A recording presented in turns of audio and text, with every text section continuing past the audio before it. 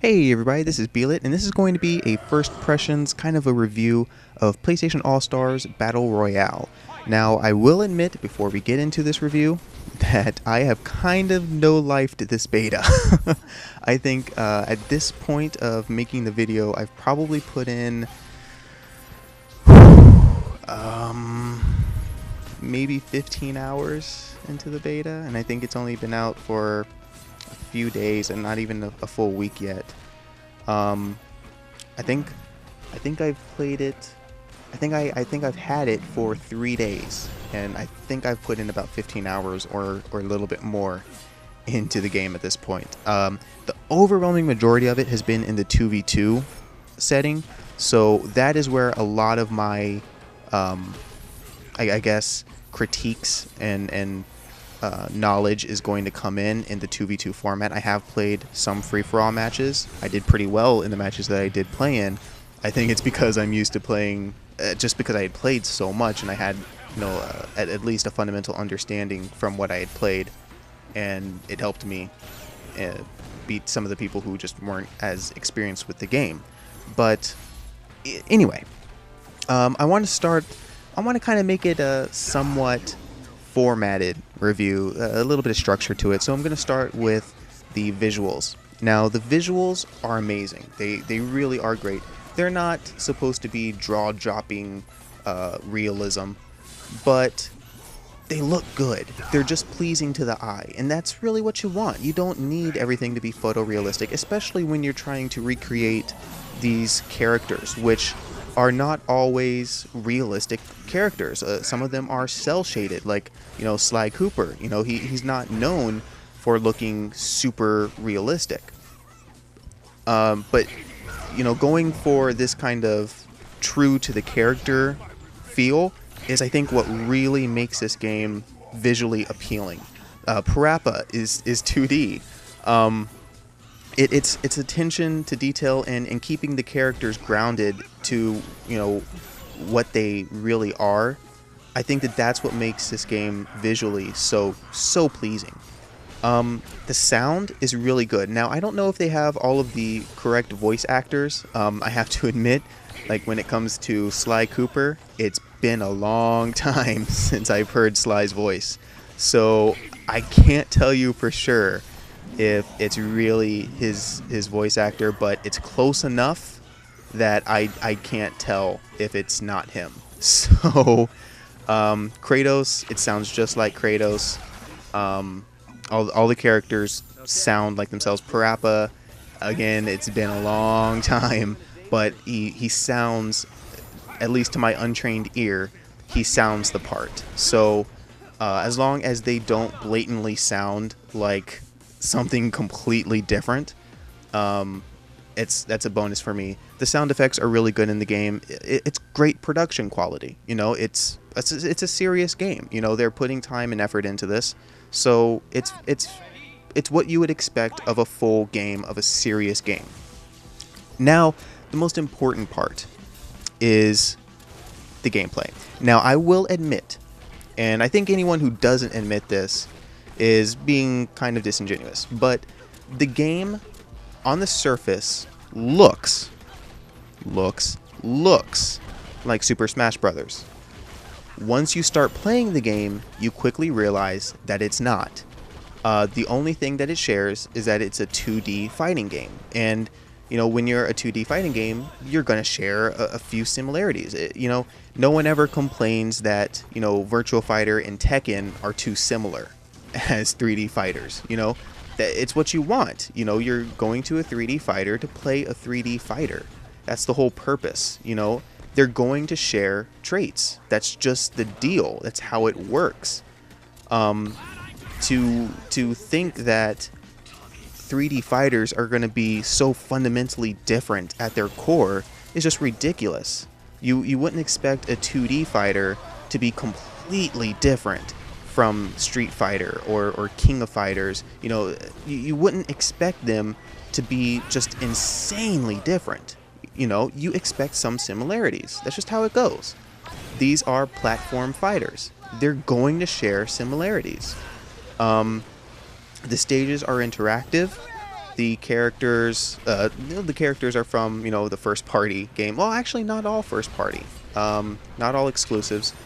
You have Dante from Devil May Cry, which I believe the reboot is going to be multi-platform. Ah, man. If that's wrong, I'm going to be really embarrassed. I'm not a big Devil May Cry fan, so... But, yeah.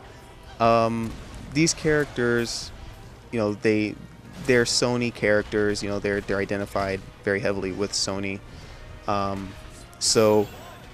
those are really the only similarities. It's kind of this party kind of format, this party game format, taking on this 2D platforming kind of style, and they're going to share a few similarities.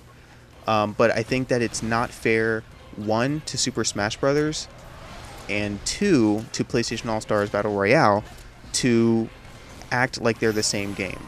I think it's a little rude to both sides to act like they're the same game, because they play fundamentally differently. Now, the maps in the beta, or stages, I guess you could say, don't actually have any places where you can die by like falling off or anything. They're not open-ended. They're completely closed in.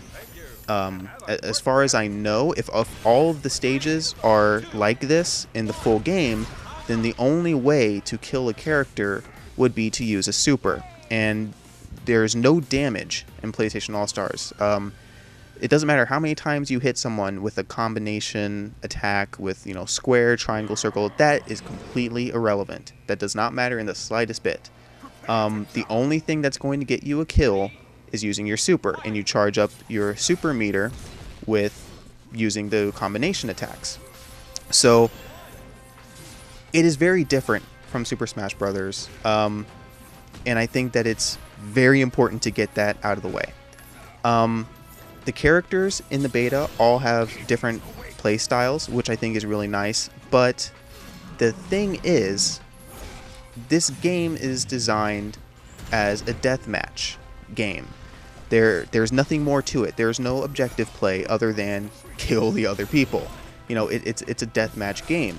So making sure that everyone has, an opportunity to be a slayer in some way is pretty important.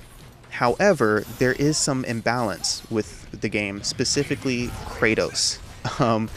Kratos is just better. He's just better when it comes to combat, melee and supers, really. He's just better.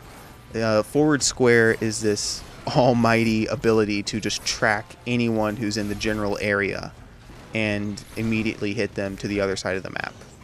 Kratos players will typically fill up their super meter very quickly, and there's not really much that can be done about it. Characters like Sly, who rely on kind of sneaking in, Sly can actually not block.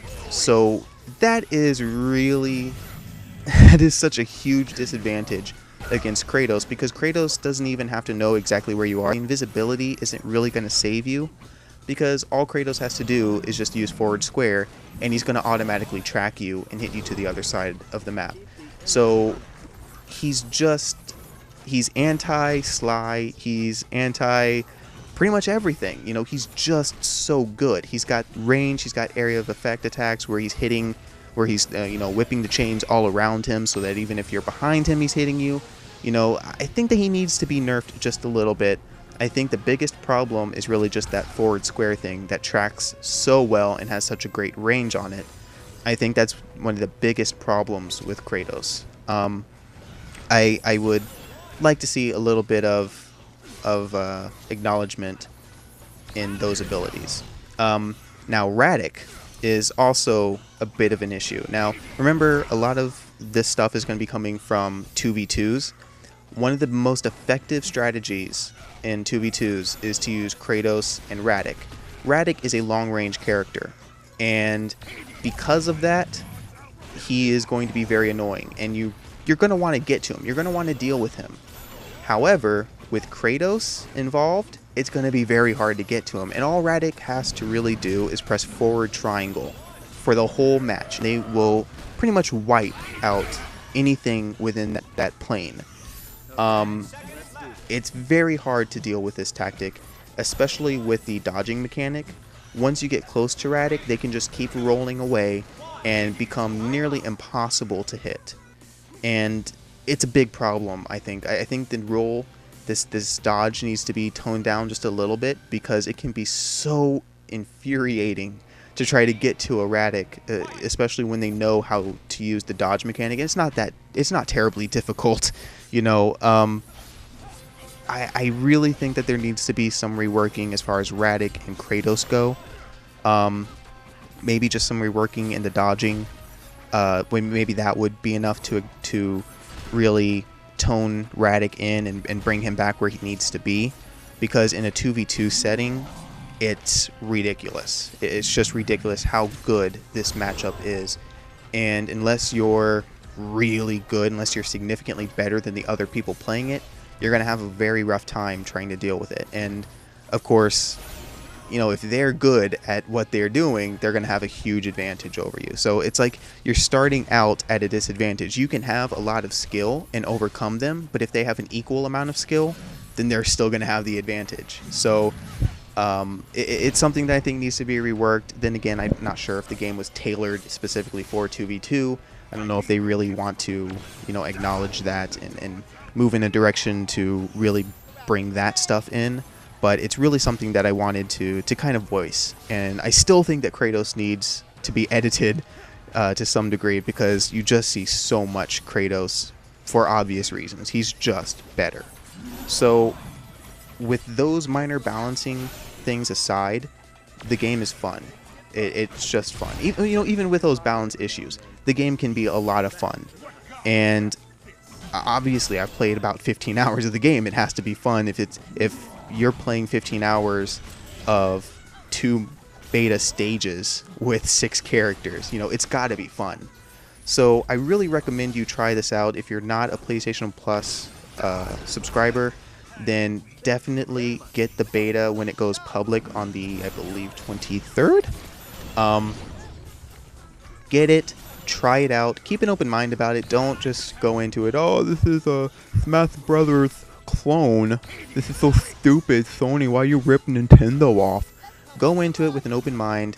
Try to learn the game, try to play it, and I really think that it has potential to be a very fun game.